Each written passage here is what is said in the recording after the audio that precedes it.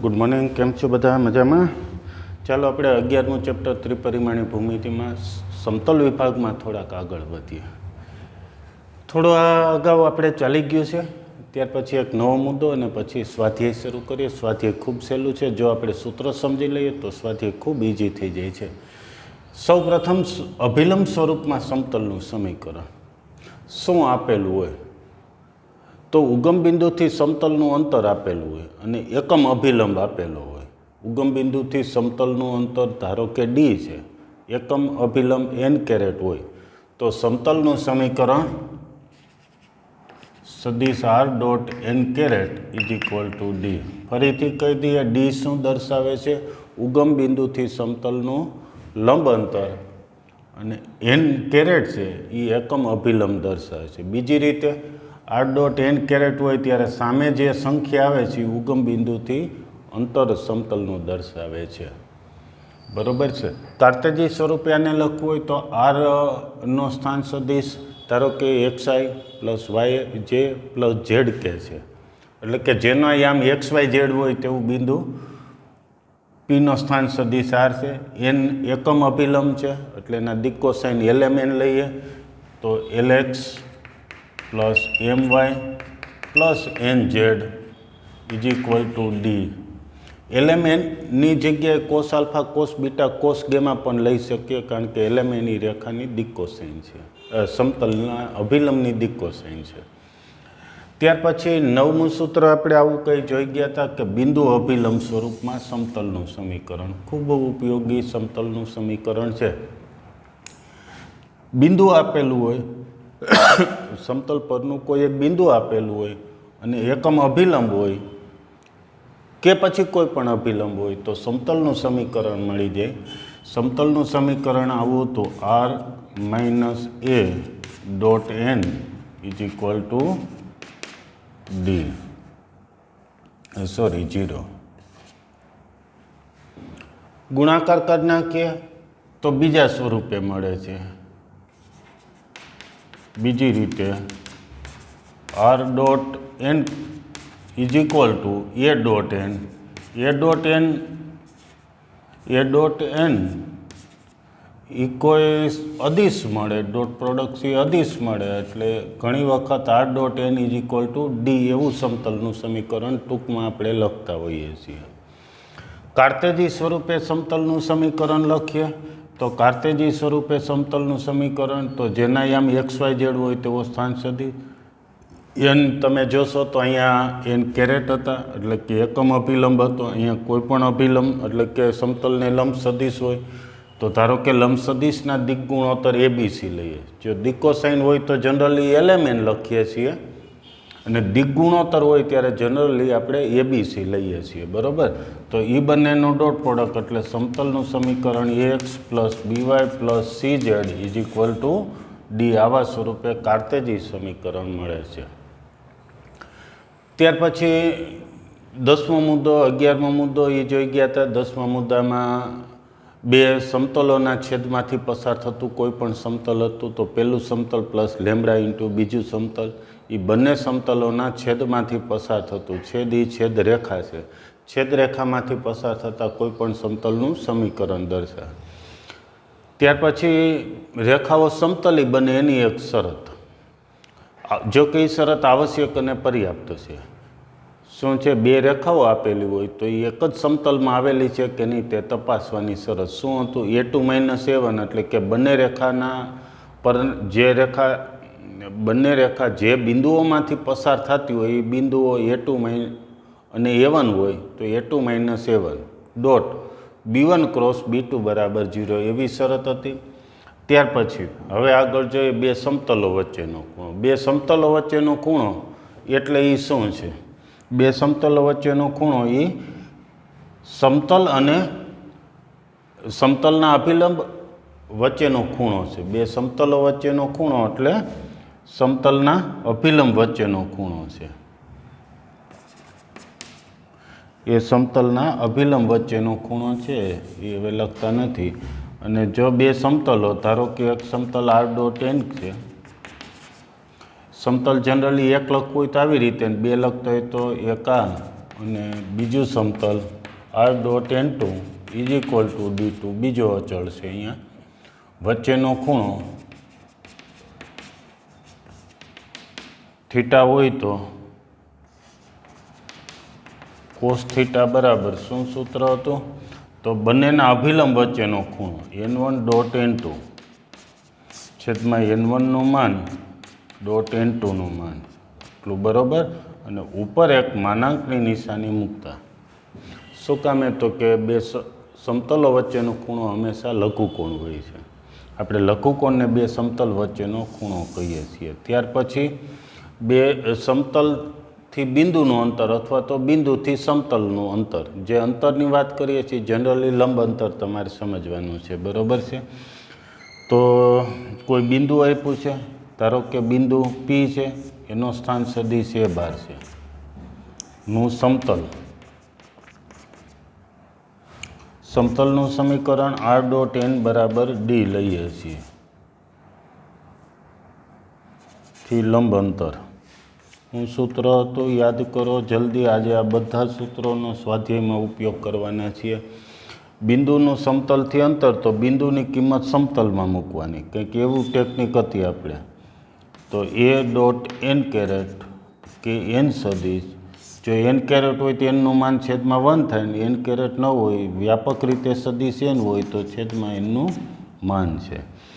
કાર્તેજી સ્વરૂપે લખવું પણ બહુ સહેલું છે. બિંદુ P એના આમ x1 y1 z1 હોય ને અહીંયા સમતલનું કાર્તેજી સ્વરૂપે એટલે કે કંઈક આવા સ્વરૂપે સમીકરણ હોય તો બિંદુની કિંમત સમતલમાં ગુજરાતી જ રહેશે. ભૂલ છે. બિંદુની કિંમત સમતલમાં એટલે D આ તરફ લઈએ -D. ઓકે ભૂલ થઈ ગઈ હતી લખવા. કાર્તેજી સ્વરૂપે શું હતું? ફરીથી પીના આમ x1 y1 z1 હોય અને સમતલનું સમીકરણ ધારો કે આવું છે કાર્તેજી સમીકરણ, આના બદલે આવા સ્વરૂપે લખેલું હોય તો બિંદુની કિંમત સમતલમાં એટલે શું થશે? અહીં x1 y1 z1 છે, અહીંયા મૂકી દઈએ તો માનાંકમાં ax1 plus by1 plus cz1 minus D upon under root એનનું માન એટલે a² plus b² plus c² એ અંડરરૂટમાં. બરાબર. હવે આગળ જોઈએ રેખા અને સમતલ વચ્ચેનો ખૂણો. રેખા અને સમતલ વચ્ચેનો ખૂણો મેળવવો તો સાવ ઇઝી છે. એક આકૃતિથી સમજવાની શરૂઆત કરીએ. ધારો કે કોઈ એક રેખા છે,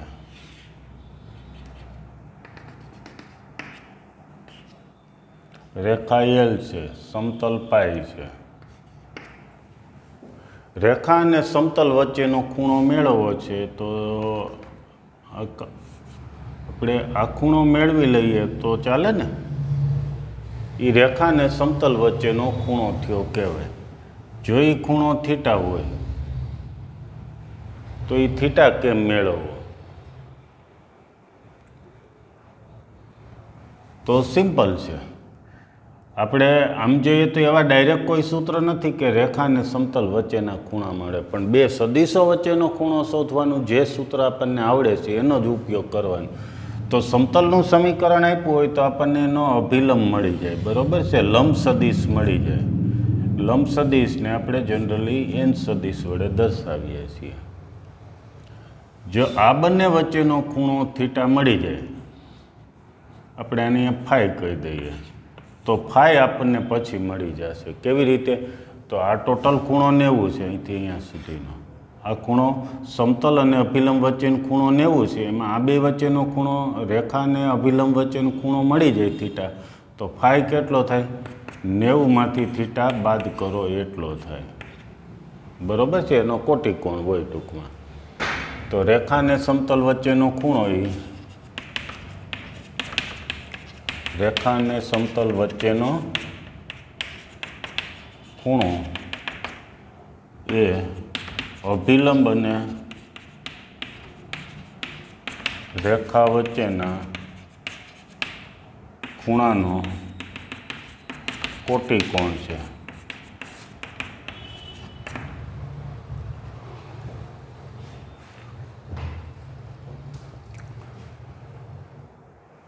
શું રેખા અને સમતલ વચ્ચેનો ખૂણો એ કેટલો મળે છે? તો રેખા અને અભિલંબ વચ્ચેનો ખૂણો મેળવી એ ખૂણાનો કોટિકોણ મેળવી એટલે કે 90માંથી બાદ કરીએ તો આપણને રેખા અને સમતલ વચ્ચેનો ખૂણો મળી જાય. હવે આગળ વધીએ. ધારો કે સમતલ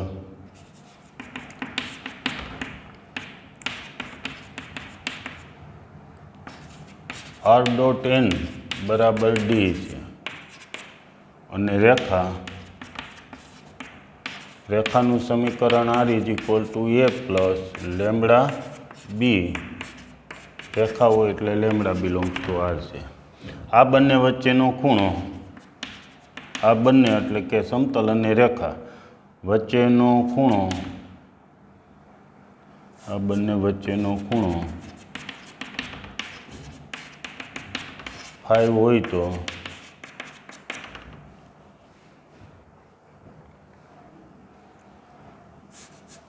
તથા અભિલંબ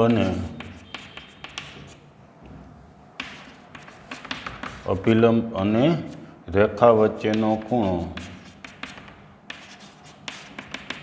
થીટા હોય તો હવે લખવા માંડીએ.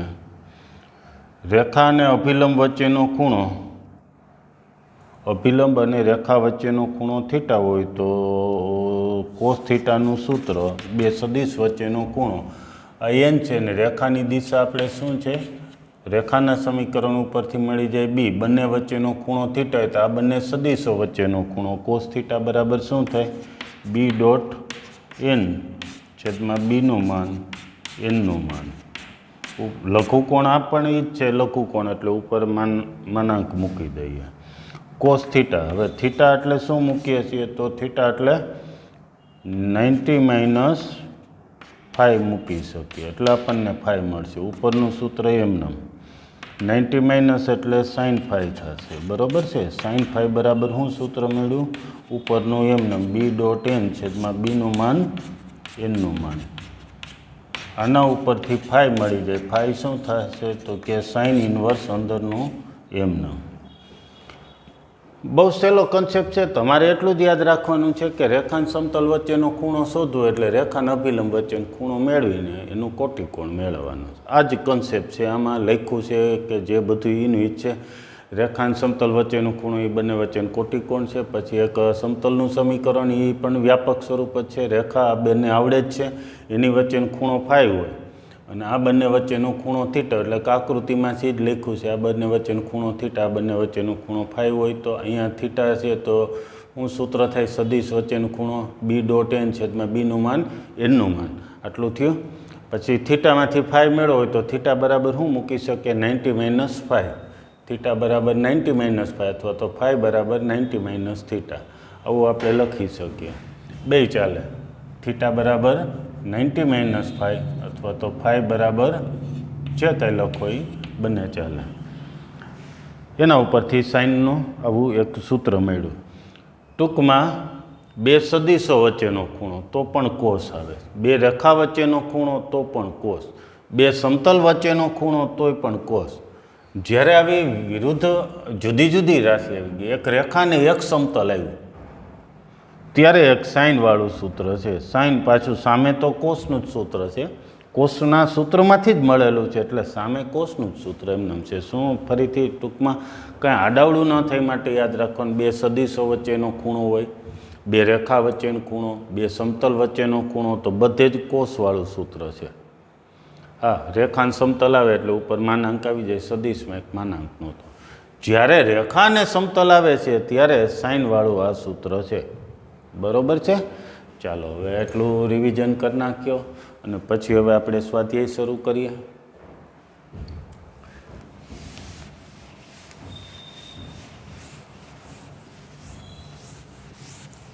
ચાલો, સ્વાધ્યાય 11.3 સાવ સહેલું છે.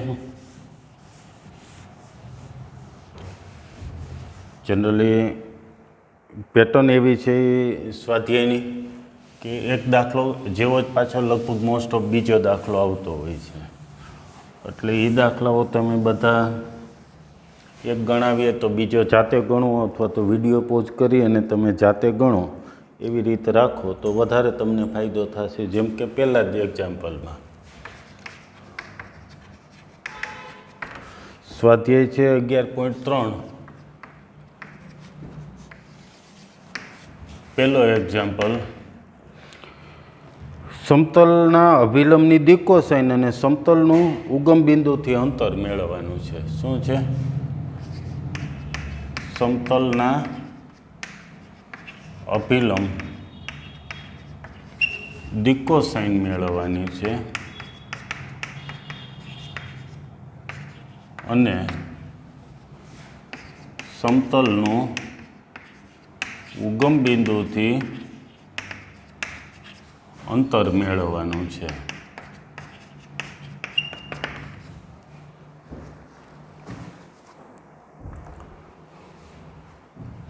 હલો, અહીંયાથી જ હવે આગળ વધીએ, એટલું ભૂસી નાખીએ. પરિણામ લખાવી દઈએ.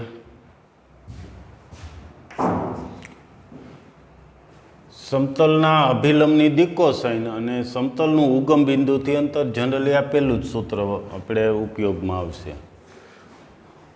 સમતલનું સમીકરણ આપ્યું હોય, જો સમતલનું સમીકરણમાં અહીંયા એકમ અભિલંબ હોય અથવા તો અહીંયા એલિમેન્ટ છે જે સદિશ દર્શાવે છે, દિક્કોસાઇન છે, તેનું માન 1 થતું હોય તો આ ડી છે ઉગમ બિંદુથી અંતર દર્શાવીને એલિમેન્ટ છે એના દિક્કોસાઇન દર્શાવે, અથવા એન કેરેટના ઘટકો છે એ બધા અભિલંબના દિક્કોસાઇન દર્શાવે. ચાલો ધ્યાન રાખો, એક જ એક્ઝામ્પલ, પહેલો એક્ઝામ્પલ આપ્યો છે આપણને. એ એક્ઝામ્પલ z = 2. ચાલો જવાબમાં શરૂ કરીએ. આપેલ સમતલ z = 2. નવું લાગશે z = 2 કે આવું સમતલનું સમીકરણ કેમ? તો સમતલનું સમીકરણ જનરલી વ્યાપક સ્વરૂપ આવું છે. એમાં એબીસી પૈકી ત્રણેય એક સાથે શૂન્ય ન હોય, બાકી કોઈ 1 કે 2 શૂન્ય, બધા શૂન્યતર હોઈ શકે, પણ ત્રણેય એક સાથે શૂન્ય ન હોય. જેમ કે એ અને બી શૂન્ય હોય તો આપણને સમતલનું સમીકરણ જે મળે છે CZ = D, એટલે કે Z બરાબર કંઈક અચળ, એ સમતલનું જ સમીકરણ થાય છે. ખાસ પ્રકારનું સમતલ છે આ. ઝેડ અક્ષને લંબ હોય એવું સમતલ દર્શાવે. ઝેડ અક્ષને લંબ હોય તેવું સમતલ થયું. થોડું આકૃતિથી સમજાવી દઈએ. ધારો કે એક્સ અક્ષ, વાય અક્ષ ને ઝેડ અક્ષ છે, બરોબર છે. Z = 2 સમતલ ક્યાં આવે? થોડી ભૌમિતિક સમજણ તમારા માટે. ધારો કે અહીંયા 1 છે, અહીંયા 2 છે, બરોબર છે. ઝેડ અહીંયા 2 છે. સમતલનું સમીકરણ કંઈક આવું થાય, જે અહીંયા સમતલ ઝેડ અક્ષને લંબ છે. આ બિંદુના જો યામ લખવા હોય તો 0, 0, 2, 0, 0, 2 માંથી પસાર થતું સમતલ, એટલે કે ઝેડ યામ 2 હોય એવું અને ઝેડ અક્ષને લંબ હોય તેવું સમતલ થયું. આ જ રીતે વિચારી શકો કે x = 2 સમતલ કીધું હોય તો ક્યાં આવતું હોય? તો x અક્ષને લંબ, x અક્ષ તો ઘણી મોટી અક્ષ હોય, એને લંબ ક્યાં? તો જ્યાં x યામ 2 હોય ત્યાં x અક્ષને લંબ. y બરાબર ધારો કે ફાઈ લખેલું છે, સમતલ y = ફાઈ આવું લખેલું હોય તો ક્યાં આવે? તો y અક્ષને લંબ, એટલે આવી રીતે. જો y અક્ષ બ્લેકબોર્ડ ઉપર આવી રીતનું અક્ષ હોય તો y અક્ષને લંબ સમતલ, એટલે આવું સમતલ થયું. અને ક્યાં આવે? y અક્ષને લંબ આવા તો સમતલ કેટલાય દોરી શકીએ, ક્યાં આવશે? તો y આમ જ્યાં ફાઈ આવતો હોય ત્યાં y અક્ષને લંબ સમતલ થાય. ઓકે, આ ભૌમિતિક રચના કે આવું સમતલ. ચાલો આને ફરીથી લખીએ, એટલે કે 0x + 0y + 1z = 2 છે. થોડું અવાજનું ડિસ્ટર્બન્સ થાય તો હવે થોડું ધ્યાન રાખજો. તો ચાલો હવે અભિલંબના અભિલંબ અથવા લંબ સદિશ લખી શકો. અભિલંબના દિક ગુણોત્તર સૌ પ્રથમ આપણે અહીંયા જે લખેલું એને દિક ગુણોત્તર લખશું આ ઘટકોને 0 0 1 છે. હવે વર્ગમૂળમાં આ બધા માપ લખી નાખવાના 0 સ્ક્વેર 0 સ્ક્વેર 1 સ્ક્વેર એટલે 1 મળશે. વડે સમીકરણ અથવા સમતલ એકને ભાગતા, સમતલ એક એટલે કે આ સમતલ કહી દઈએ છીએ બરાબર. સમતલ એકને ભાગી નાખો, શબ્દથી કાઢી નાખીએ છીએ. આ સમતલ હતું એને જ આ રીતે લખ્યું છે, આ સ્વરૂપે લખ્યું તમારી સરળતા માટે. એટલે અભિલંબના દિક ગુણોત્તરો મળી ગયા, દિક ગુણોત્તર લખ્યું છે એનું માન મેળવી લીધું. એના વડે ભાગી નાખીએ તો હવે શું થશે? 1 વડે ભાગી નાખીએ તો 1 વડે ભાગીએ તો 0x + 0y + 1 × z = 2 મળ્યું. તેથી સમતલ આવું થયું. હવે આ સમતલ છે આ સ્વરૂપે આવી ગયું કહેવાય, જે આ સમતલ lx + my + nz = d સ્વરૂપે છે, જ્યાં lmn એ સમતલના અભિલંબના દિક ગુણોત્તરો છે, દિક કોસાઇન છે, અને ડી એ ઉગમ બિંદુથી સમતલનું લંબ અંતર છે. શું ફરીથી સાવ સહેલી રીત છે, સમતલ લખી નાખો અને આ સ્વરૂપે લખી નાખો. ઘટતા ઘટક હોય ત્યાં 0 લખી નાખો. આ જે ઘટક છે એ બધા દિક ગુણોત્તર લખી નાખો. પછી એનું માન મેળવીને એના સમતલના સમીકરણને માન વડે ભાગી નાખો. માન 1 આવ્યું, 1 વડે ભાગી નાખો એટલે સમતલનું સમીકરણ આવ્યું, જે આ સ્વરૂપે છે. પછી લખ્યું કે આ LMN શું છે? તો એ અભિલંબના દિક કોસાઇન છે અને ડી થી ઉગમ બિંદુથી અંતર છે. તેથી આપેલ સમતલના અભિલંબના દિક કોસાઇન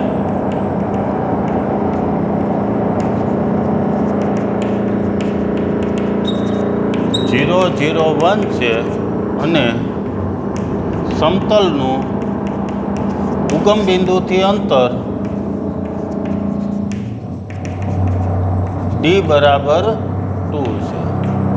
આમે સમજી શકો કે ઉગમ બિંદુથી અંતર કેટલું થશે? તો 0 0 2 આમ છે એટલે અંતર 2 થશે. સરસ, જલ્દી સ્ક્રીનશોટ લઈ લો. પછી હજી એક એક્ઝામ્પલ સમજાવી દો, પછીના બાકીના 2 તમે ગણી નાખજો. પછીનો બીજો છે બી એક્ઝામ્પલ લખીએ.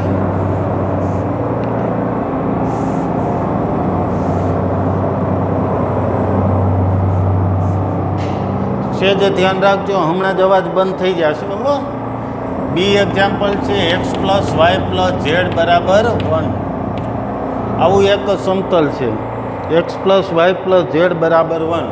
હાલો, આપેલ સમતલ તો એ જ છે, x + y + z = 1. એટલે કે કાંઈ લખવાની જરૂર નથી, પ્રમાણિત સ્વરૂપે જ છે. પછી અભિલંબના દિક ગુણોત્તરો તો 1 1 1 છે બરાબર. અહીં ax by cz તો એના દિક ગુણોત્તરો 1 abc 1 1 1 છે. હવે એનું માન મેળવીએ. 1² 1² 1² એટલે 3 થયું, √3 થયું. √3 વડે સમીકરણ 1 ને ભાગી નાખો. આ પેલું સમતલ છે ને સમીકરણ નંબર 1 આપી દેજો બરાબર છે.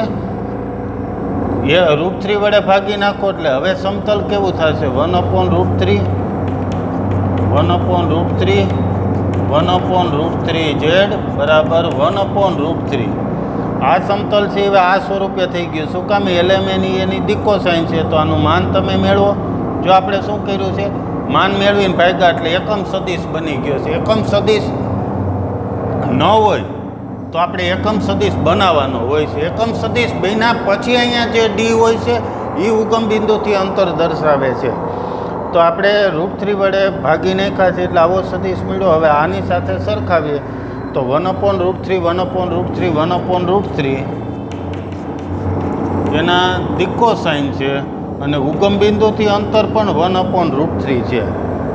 બરાબર. હવે બી અને સી એક્ઝામ્પલ તમે આવો જ બી પછી સી અને ડી તમે ગણી નાખો. ઓકે. ત્યાર પછી બીજો એક્ઝામ્પલ આપણે શરૂ કરીએ. ચાલો હવે પછી ઉગમ પહેલાં એક્ઝામ્પલ જેવો જ બીજો એક્ઝામ્પલ છે ધ્યાન રાખો. ઉગમ બિંદુથી સમતલનું અંતર આપેલું હોય, ધારો કે અંતર 7 છે અને અભિલંબ આપેલો હોય તો સમતલનું સમીકરણ મેળવશે. હમણાં અને પહેલાંના એક્ઝામ્પલમાં શું હતું કે સમતલનું સમીકરણ આપ્યું તો આપણે ઉગમ બિંદુથી અંતર મેળવું અને અભિલંબના દિક્કો સાઇન મેળવ્યા. ચાલો એનાથી ઉલટો અંતર આપ્યું છે, અભિલંબ આપ્યો છે તો એનું માન મેળવી લઈએ. માન મેળવી લઈએ પછી સમતલનું સમીકરણ મળી જશે. તો આનું માન મેળવવું છે તો શું થશે? વર્ગમૂળમાં 3² વત્તા 5² વત્તા -6², 36 ને 25 અને 9 34 ને 36 વર્ગમૂળમાં 70 થયા. બરાબર. તો સદિશના છેદમાં માન મૂકીએ તો એકમ અભિલંબ મળી જાય. એકમ અભિલંબ મળી જાય તો પછી સૂત્ર આપણે જોઈએ હમણાં જ. તો સદિશના છેદમાં સદિશનું માન 3i + 5j - 6k છેદમાં એનું માન √70. હવે સૂત્ર જો ઉગમ બિંદુથી ડી અંતર આપેલું હોય અને એકમ અભિલંબ n હોય તેવા સમતલનું સમીકરણ r.n બરાબર ડી છે. ડી ઉગમ બિંદુથી અંતર હોય. ઉગમ બિંદુથી અંતર આપ્યું ને ત્યારે અહીંયા તમારે એકમ અભિલંબ મૂકવો છે ને એકમ અભિલંબ મૂકવા માટે જ આપણે અહીંયા આ મેળવેલું છે મુજબ લખાવી દો. આર ડોટ શું મૂકશું? એકમ અભિલંબ એટલે 3i + 5j - 6k છેદમાં એનું માન બરાબર ડી 7 આપેલું છે. અન્ય સ્વરૂપે 70 ને અહીંયા લખવો હોય તો લખી શકાય. એટલે કે આર ડોટ એકમ અભિલંબ = 7√70. બરાબર. ત્યાર પછી ત્રીજો એક્ઝામ્પલ જુઓ. સમતલના સદિશ સમીકરણ ઉપરથી કાર્તેજી સમીકરણ મેળવવું. સાવ સહેલામાં સહેલો દાખલો. કોઈ પણ સદિશ સમીકરણ હોય એમાં કાર્તેજી મેળવવું હોય તો વ્યાપક બિંદુ આર છે, કોઈ પણ બિંદુ આર છે, સદિશ આર જેનો સ્થાન સદિશ છે એવું બિંદુ આપણે XYZ લઈએ છીએ. એટલે કે આરની જગ્યાએ આપણે શું મૂકીએ કે XI + YJ + ZK સદિશ મૂકી શકીએ. તો ચાલો આવું જે કાંઈ સૂત્ર આવતું હોય, જે કાંઈ એક્ઝામ્પલ આવે સદિશમાંથી કાર્તેજી મેળવવું હોય તો આરની જગ્યાએ આ કિંમત મૂકી દેવાની હોય છે. એ પછી આવની પહેલાંનો રેખા સેક્શન હોય કે હવે આ સમતલ સેક્શન હોય કે કોઈ પણ સૂત્ર હોય, સદિશમાંથી કાર્તેજી મેળવવા આરની જગ્યાએ મૂકીએ છીએ, મૂકી દઈએ. હાલો તો સમતલનું સમીકરણ અથવા તો ખાસ લખવું હોય તો કાર્તેજી સ્વરૂપે સમીકરણ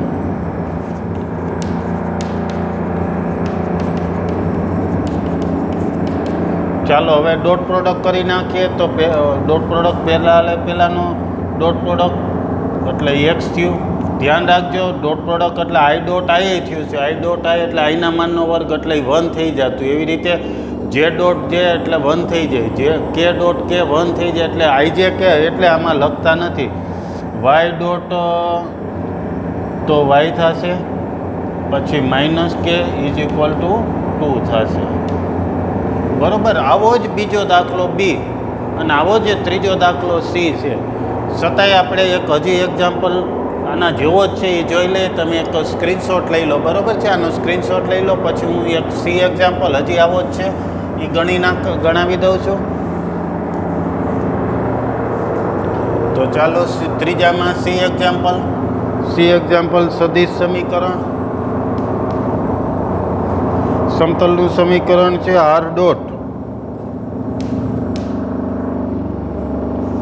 s - 2t s - 2ti + 3 - tj + 2s + t k = 15 આપેલું છે.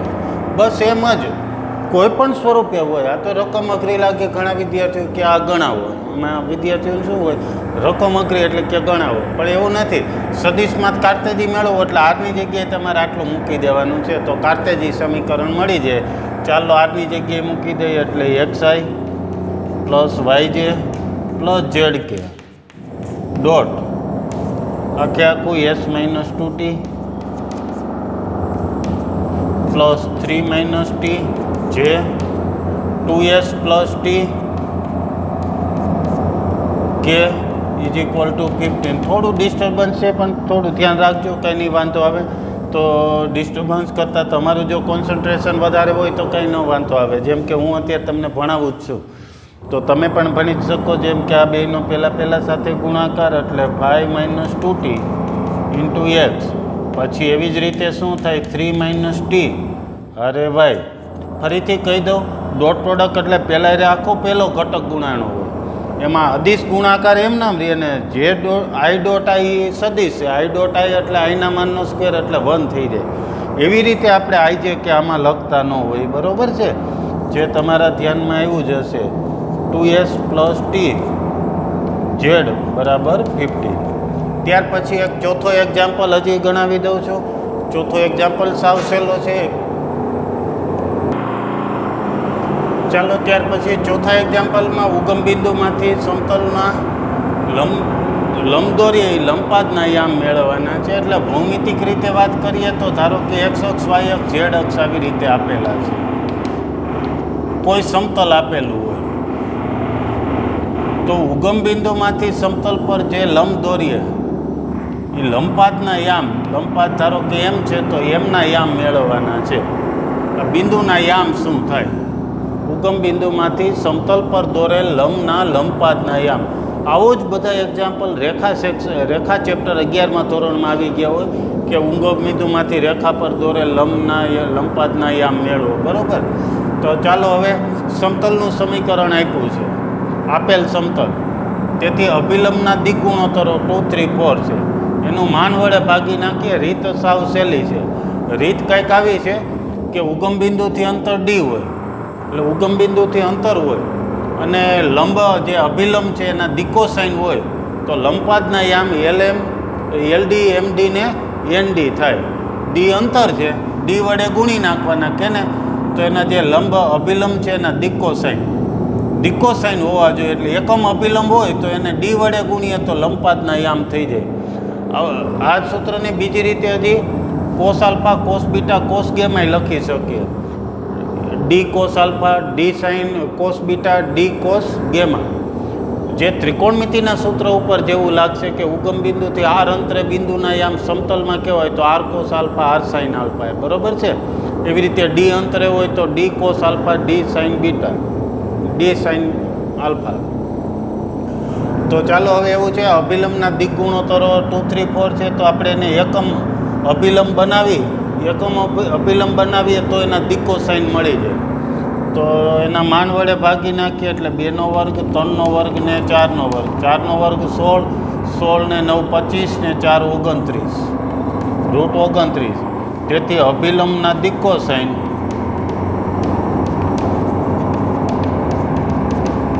હવે દિકોસાઇન લખી છે L બરાબર 2/√3 LM 3/√29 n બરાબર 4/√29 છે, બરાબર છે. અભિલંબના દિકોસાઇન મળી ગયા. તેથી સમતલનું અભિલંબ સ્વરૂપે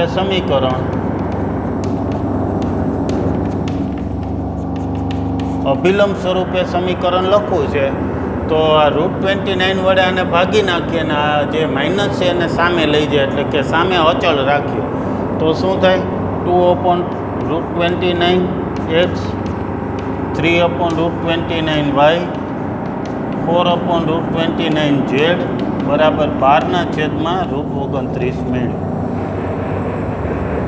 તેથી ડી બરાબર તમે એક કામ કરજો, આ જે લાઈન છે એને નીચે લખી નાખજો અને એક વધારે લખી નાખજો. ડી બરાબર 12/√29, બરાબર. આ લાઈનને કંઈ નીચે લઈ લેજો, આ ઉપર લખી નાખજો.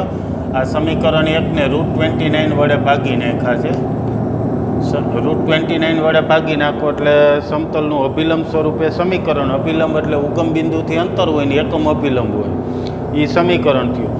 હા, અહીંયા ધન સંખ્યા એવી રીતે તમારે આ સામે લઈ જવાનું. ધારો કે આ +12 હોત તો 12 ને જ સામે રાખત, આ બધાની નિશાની બદલે. અહીંયા અંતર રાખી છે ડી એટલે અહીંયા ધન રી એવી રીતે ગોઠવવાનું. હવે એક આ સૂત્ર તમે ક્યાંક નોંધમાં લખી નાખજો. તેથી લંબપાદના યામ બરાબર LD MD ને ND. L એટલે શું છે, D એટલે શું છે? તો D એટલે બધે 12/√29. L એટલે 2/√29 ઇન્ટુ 12/√29 પછી L પછી M 3/√29 ઇન્ટુ 12/√29 પછી 4/√29 પછી સોરી 12 છે ને 12/√29. સાદુરૂપ આપીએ તો શું થાય? છેદમાં બધે 29. આટલું તો ક્લિયર. અંશની વાત કરો તો 12 × 2 = 24, 12 × 3 = 12 × 4 = 48. આ લંબપાદના આમ ત્યાં એક્ઝામ્પલ સાવ સહેલો છે. પહેલાં એક્ઝામ્પલ જેવો છે અભિલંબના દિક ગુણોત્તર, એટલે એનું માન મળી જશે. માન વડે ભાગી નાખો સમતલને, એટલે સમતલનું અભિલંબ સ્વરૂપમાં સમીકરણ મળી ગયું. અભિલંબ સ્વરૂપમાં સમીકરણ મળી ગયું એટલે એના દિક્કો સાઈન લખાઈ ગયા, ડી લખાઈ ગયું. બરાબર, LMN લખાઈ ગયા, ડી લખાઈ ગયા. અભિલંબ સ્વરૂપે સમીકરણ એટલે આવું છે LX + MY + NZ = D. આ સ્વરૂપે છે.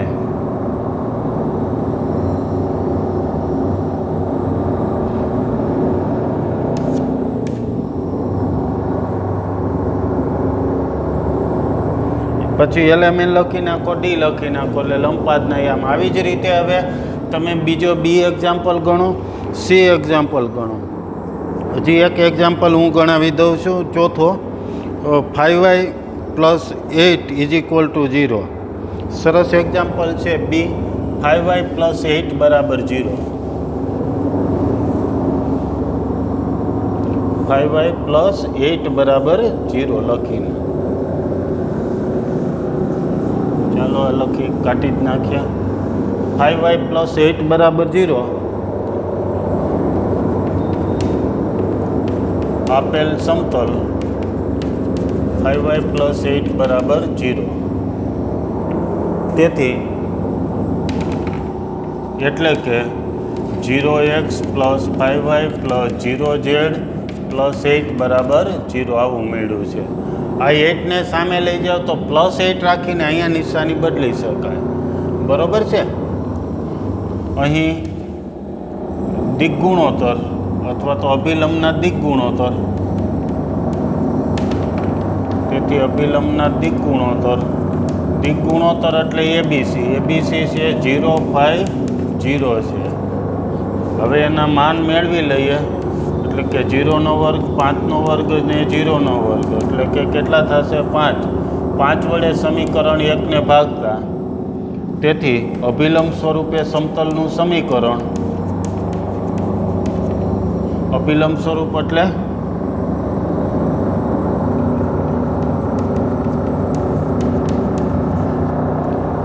LX + MY + NZ = D.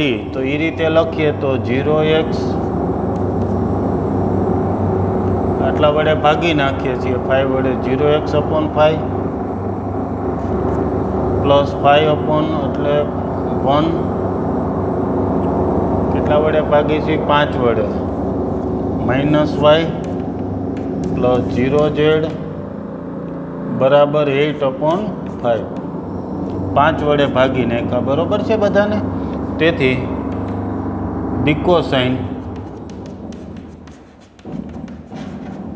L બરાબર M બરાબર ને N બરાબર લખાવી દઈએ. L એટલે 0 છે, M બરાબર -1 છે, N એટલે 0 તથા ઉગમ બિંદુથી અંતર D બરાબર 8/5 છે. તેથી લંબપાદના આમાં સૂત્ર લખી નાખો. સૂત્રમાં તમે કિંમત મૂકી દો. બહુ ઇઝી છે. એક ભૌમિતિક રચના આપણે સમજવાની છે તો એ એક જ સમજાવી દઈએ. અહીંથી તો તમને આવડી જશે. બરાબર, કિંમત મૂકીને સાદું રૂપ આપી દો. ભૌમિતિક રચના એ સમજવી છે કે આ પ્રકારનું સમતલ કેવી રીતે આપણે દોરવું. જો કે અગાઉ હમણાં થોડી વાર પહેલાં એક ચર્ચા કરી ગયા હતા. અક્ષ દોરી નાખી, એક્સ અક્ષ, વાય અક્ષ ને ઝેડ અક્ષ. એક્સ અક્ષ છે, વાય અક્ષ છે ને ઝેડ અક્ષ છે. આ સમતલ છે વાય ઇઝ ઇક્વલ ટુ -8/5. એટલે વાય અક્ષ આ તરફ લઈએ તો વાય અક્ષને લંબ અને અહીંયા જે એક આવું કંઈક સમતલ થયું અને વાય આમ કેટલો છે -8/5 થાય એટલે બિંદુ શું થાય 0 -8/5 0. એનું આપણે ઉગમ બિંદુથી આ અંતર મેળવેલું છે અને એ સિમ્પલ છે -8/5 થાય. લંબપાદના યામ આ જ આવી જવા જોઈએ, બરાબર છે. તમે ભાગો એટલે લંબપાદના યામ આવી જશે, ગુણાકાર કરી નાખો એટલે લંબપાદના યામ જવાબ લખાઈ ગયો છે. આ સમતલ છે એ વાય અક્ષને લંબ કહેવાય. અને બીજી રીતે આ એક્સ અક્ષ આમ સમજો તો આ સમતલ આવી રીતનું છે, એટલે કે સમતલ એક્સ ઝેડ જે સમતલ છે એક્સ ઓ ઝેડ સમતલ આખું આવી રીતે ઉગમ બિંદુમાં વાય અક્ષને લંબ, ઉગમ બિંદુ આગળ વાય અક્ષને લંબ સમતલને આ સમાંતર સમતલ થાય. એટલે એક સમતલ છે અને સમાંતર અહીંયા બીજું સમતલ બન્યું છે. એક્સ અક્ષને ભૌમિતિક રીતે આમ સમજી અને પછી ગણો. ઓકે, તો આટલા એક્ઝામ્પલ સરસ રીતે બધા ગણ નાખો, સમજી લ્યો. બહુ ઇઝી એક્ઝામ્પલ છે. ઓકે, નેક્સ્ટ આપણે આના પછીના પીરિયડે જોશું, આગળ વધશું. બહુ સહેલું છે, સૂત્ર એક વખત વાંચીને તૈયાર કરી રાખજો. Okay, thank you.